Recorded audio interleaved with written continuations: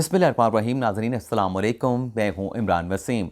नाज़रीन, आज 26 फरवरी है, दिन है हफ्ते का और साल 2022। आज के प्रोग्राम में बड़ी ख़बर पर बात करेंगे और ख़बर यह है कि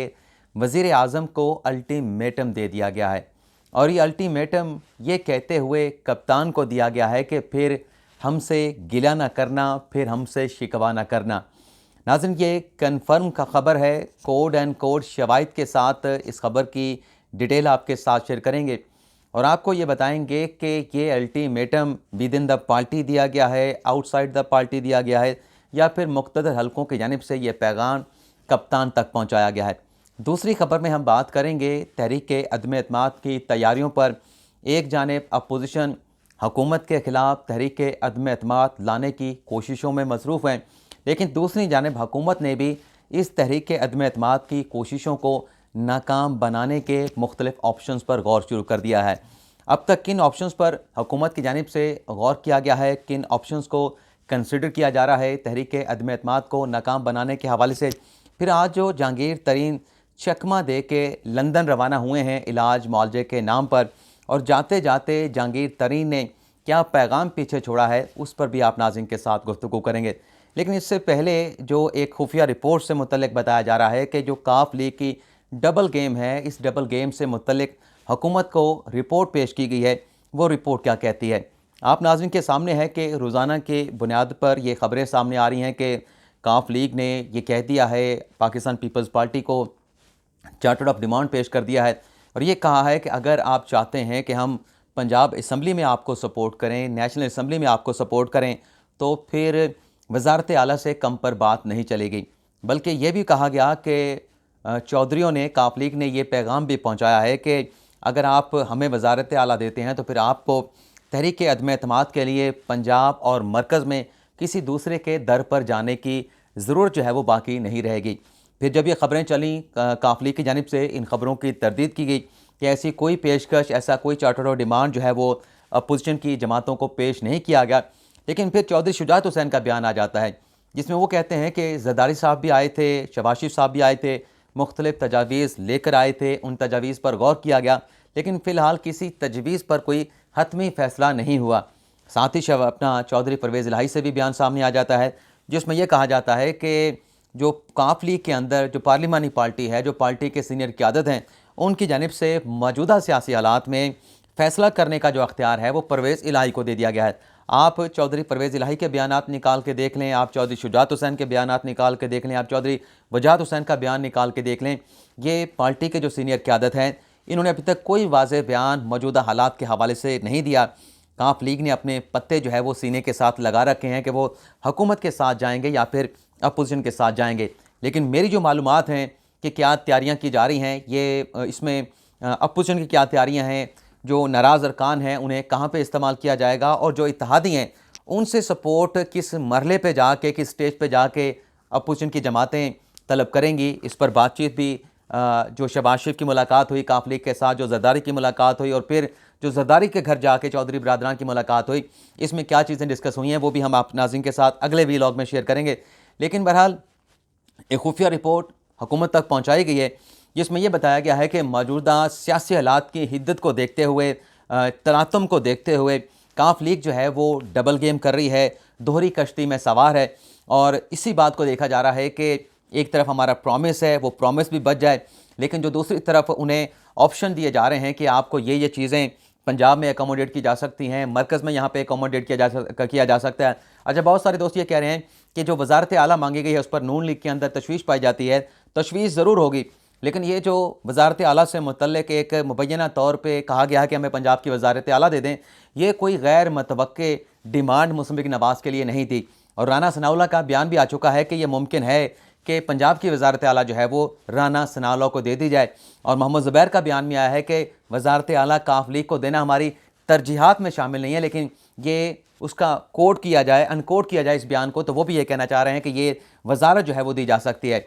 लेकिन बहरहाल जो खुफिया रिपोर्ट पेश की गई है उसमें यही कहा गया है कि डबल गेम की जा रही है, दोहरे जो है वो चाल चले जा रहे हैं और दोहरी कश्तियों के सवार है मुस्लिम के काफ, और वो किसी जाने पे जो है वो अपना वज़न जो है वो किसी पलड़े में डाल सकती है। जहांगीर तरीन साहब खामोशी से अस्पताल में ज़ेर इलाज थे, زرداری نے انہیں گلدستہ بھیجا، زرداری کے بعد شہباز شریف نے گلدستہ بھیجا۔ حکومت کی طرف سے خبریں آئیں کہ شبلی فراز صاحب نے مشورہ دیا ہے، شیخ رشید صاحب نے مشورہ دیا ہے کہ جہانگیر ترین کے ساتھ معاملات پہ ڈسکس ہونی چاہیے، صلح کی جانی چاہیے، ان کی جو ناراضگیاں ہیں، جو دوریاں ہیں، انہیں ختم کیا جائے۔ لیکن وہ 3 دن ہاسپٹل میں زیر علاج رہے، کسی کے ساتھ ملاقات نہیں کرنے چاہ رہے تھے۔ اور اب چونکہ عمران خان بھی رشیا کے دورے سے واپس آ گئے ہیں اور عمران خان کی سطح پر وفاقی وزراء کی سطح پہ فیصلہ کیا گیا کہ تحریک عدم اعتماد کو ناکام بنانے کے لیے جو پیپلز پارٹی کے ارکان ہیں، جو نون لیگ کے ارکان ہیں، جو ہمارے ناراض ارکان ہیں، جو جہانگیر ترین ہے، ان کے سب کے ساتھ ملاقات کی جائے گی۔ اور یہ کل فیصلہ ہوا، اور کل کے اس فیصلے کے بعد آج فوری طور پہ آج صبح جو ہے جہانگیر ترین صاحب جو ہے وہ لندن کے لیے روانہ ہو گئے ہیں، اور بتایا گیا ہے کہ علاج معالجے کے لیے گئے ہیں۔ لیکن علاج معالجے کے لیے جائیں گے تو وہاں پر سلمان شہباز شریف موجود ہیں۔ سلمان شہباز شریف بھی شوگر کے کاروبار سے وابستہ ہیں، تو جہاں پر وہ علاج معالجہ کرائیں گے تو سلمان شہباز شریف بھی ان کی صحت کی ان کی عیادت کرنے کے لیے وہاں پہ جائیں گے۔ پھر وہاں پہ کیا ڈسکشن ہوگی، کس جگہ پہ ملاقات ہوگی، ہاسپٹل میں ہوگی، جو جہانگیر ترین صاحب کا گھر ہے وہاں پہ ملاقات ہوگی، ان چیزوں کو آپ جو ہے اپنے ذہن میں رکھ کے ایک پوری کہانی کا امیجن کر سکتے ہیں۔ اور جانے سے پہلے جہانگیر ترین نے یہی پیغام اپنی پارٹی تک پہنچایا ہے، بلکہ اپنے ہم خیال لوگوں تک پہنچایا ہے کہ آپ نے متحد رہنا ہے، آپ نے نہیں ٹوٹنا، آپ کے ساتھ جو بھی رابطہ کرے فیصلہ جو ہے وہ حتمی طور پہ ہم مشترکہ طور پہ کریں گے، اور جو بھی فیصلہ ہوگا وہ اپنے مفادات کو، اپنے سیاسی مستقبل کو مد نظر رکھتے ہوئے کیا جائے گا۔ یعنی جو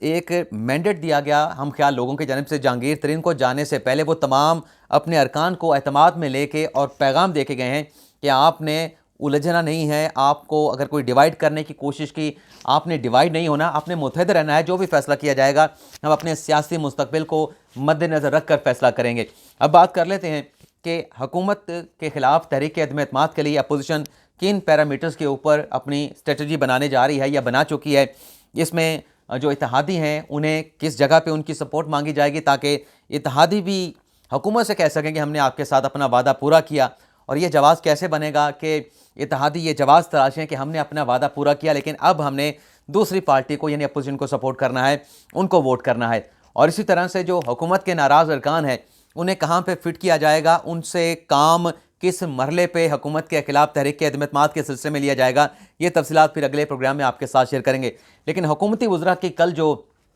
ملاقاتیں ہوئی ہیں ذرائع کی جانب سے بتایا گیا ہے، رضوان گلزائی صاحب کی بھی خبر ہے اور اپنا غلام قادر صاحب کی بھی،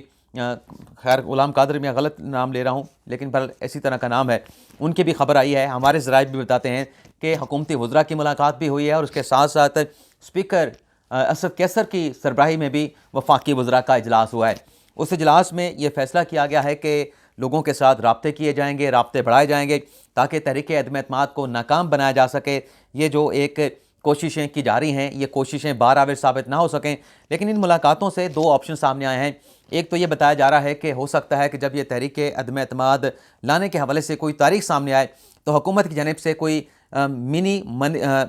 منی بجٹ جو ہے وہ ایوان میں پیش کر دیا جائے، کیونکہ آئین کا آرٹیکل جو 94 ہے تحریک عدم اعتماد کے حوالے سے، اس کا سیکشن 3 یہ کہتا ہے کہ اگر کوئی بجٹ کے اوپر ڈسکس ایوان میں کی جاری ہو تو اس دوران جو ہے وہ وزیر اعظم کے خلاف ووٹ آف نو کانفیڈنس نہیں آ سکتی۔ تو ایک اس آپشن پر غور کیا جا رہا ہے۔ دوسرا آپشن یہ ہے کہ اگر اسپیکر کے خلاف، ڈپٹی اسپیکر کے خلاف تحریک عدم اعتماد آتی ہے تو اس صورت میں اسے ناکام کیسے بنانا ہے۔ تو بتایا جا رہا ہے کہ اگر ایسا ہوا، اسپیکر کے خلاف، ڈپٹی اسپیکر کے خلاف تحریک عدم اعتماد آئی تو پھر جو حکومتی ارکان ہے وہ ایوان میں نہیں جائیں گے، اور حکومتی ایوان جب نہیں جائیں گے تو پھر وہ جو تحریک عدم اعتماد ہوگی یا جو ریموول کا طریقہ کار ہوگا اسپیکر سے متعلق وہ اپنی وقت کھو بیٹھے گا۔ لیکن ناظرین اگر ہم آئین کا آرٹیکل 53 کی کلاس جو 7 ہے اس کو پڑھیں، اس میں یہ واضح طور پہ لکھا ہے کہ اسپیکر کو میجورٹی کے ساتھ جو ہے وہ ہٹایا جا سکتا ہے۔ اسپیکر نہیں جائیں گے، اسپیکر جو ہے وہ جب ان کے خلاف ریموول کی کوئی ریزولوشن آ جاتی ہے وہ خود تو چیئر ہی نہیں کر سکتے، کوئی نیا بندہ بیٹھے گا جو پریزائڈنگ آفیسر کی ذمہ داریاں سر انجام دے گا، تو میجورٹی کے ساتھ جب اپوزیشن اپنا ووٹ پول کریں گے اور حکومتی جو لوگ ہیں اس سارے پروسیس سے لا تعلق رہیں گے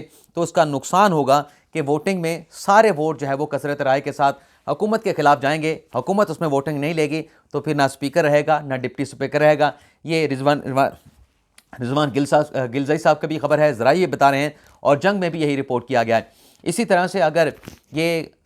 بجٹ کی لایا جاتا ہے اور بجٹ کے اوپر ایک ڈسکشن کا آغاز ہو جاتا ہے، کوئی منی بجٹ بھی جو ہے وہ پیش کر دیا جاتا ہے، اس سے متعلق بھی قانونی ماہرین کے کہتے ہیں، بلکہ اپوزیشن کی جانب سے بتایا جا رہا ہے کہ اس کا بھی ہم نے توڑ نکالا ہے، اور وہ توڑ کیا ہوگا اگر حکومت نے ایسی کوئی حرکت کی، یہ وقت آنے پہ بتایا جائے گا، لیکن مجھے بتا دیا ہے، لیکن چونکہ اعتماد میں لے کے بتایا گیا ہے، یہ ابھی آپ کے ساتھ ڈسکلوز نہیں کریں گے، اگلے کسی پروگرام میں اگر ہمیں اجازت مل گئی تب تک آپ کے ساتھ شیئر کر لیں گے۔ اب کپتان کو کیا آخری میسج دیا گیا، جس طرح سے میں نے آپ کو بتایا کہ کوڈ اینڈ کوڈ